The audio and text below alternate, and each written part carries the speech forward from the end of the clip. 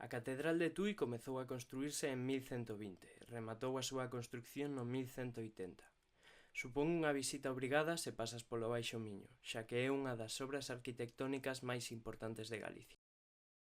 En 1931, a Catedral de Tui foi declarada Ben de Interese Cultural, un recoñecemento máis que merecido para un edificio que, dende o século XII, é a icona da cidade.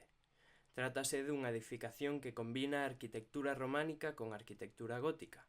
Atopamos unha fachada principal cunha ornamentación que representa feitos bíblicos, como o nacemento de Cristo ou a adoración dos Reis Magos. En contraposición a esta, atopamos a fachada norte, unha das máis claras expresións do románico, que lle outorga á catedral un carácter único, grazas a esta fachada sobria e case totalmente carente de adornos.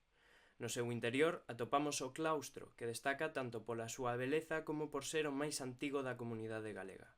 Outra das súas peculiaridades é que, nun dos timoneles do claustro, atopamos un gravado dunha menorá, un candelabro de 7 brazos xudeu, unha mostra máis da presenza da cultura xudía en Tui.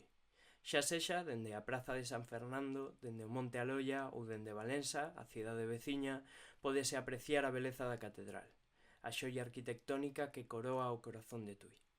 As súas fachadas, o seu claustro e as súas xentes son tres dos milleiros de motivos que hai para coñecer a cidade e a Catedral de Tui.